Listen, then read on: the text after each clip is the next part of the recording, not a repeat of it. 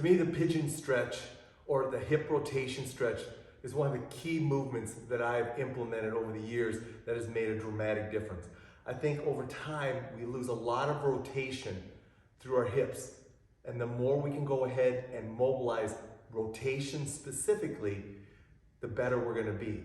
The pigeon stretch is my go-to when it comes to mobilizing hip rotation. So let's go ahead and start by positioning yourself here. Now, for some of you, this foot is gonna have to drop back further as you do this movement. However, I like to drop it in and I'll use my hand to hold it as I just simply start to rock back and forth with my pigeon stretch. Now there's so many things that you can do out of this, but the key is the back leg.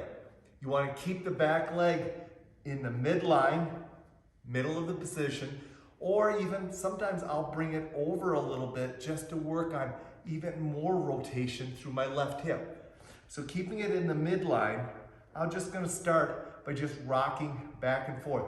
My goal is to try to get that left hip down to the floor.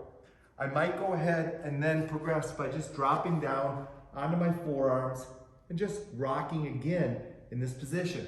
It's nice to bring in some simple rotation. You'll find that that goes ahead and challenges that hip in a little bit different way. You can also go ahead and just do some slides and just working at sliding and moving in that pigeon stretch position.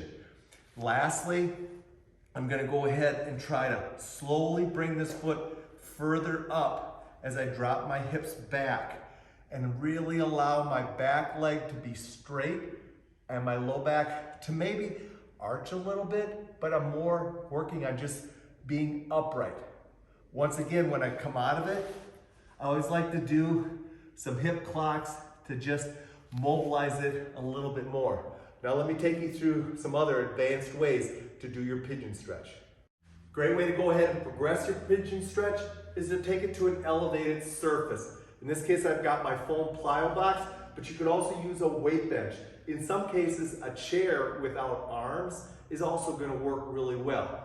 So why do I like the elevated surface? Well, what it allows me to do is place my leg onto the elevated surface, but now, because of this elevated surface, I can also mobilize the anterior part of my posterior hip or back hip, but also it's going to allow me to go ahead and get after that TFL and lateral compartment of the posterior or back hip while I'm working on the rotation of my front hip. Now, again, this elevated surface, you can go ahead and just let the knee bend and just drop down. So now you're working at mobilizing that hip. You could go again down into your position here. But again, because you have this elevated surface, you can sneak your back leg further back and really mobilize that anterior hip or rotation on the front leg.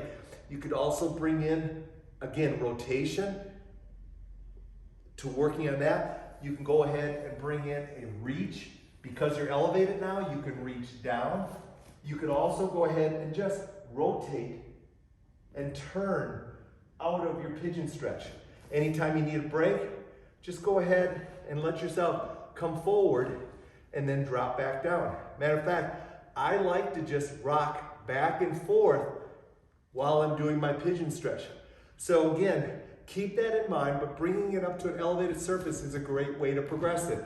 Once again, as I come out of it, I like to go ahead and do some hip circles before I hit my opposite side. So go ahead and incorporate the pigeon stretch as one of those primary or focused mobility movements in your workout.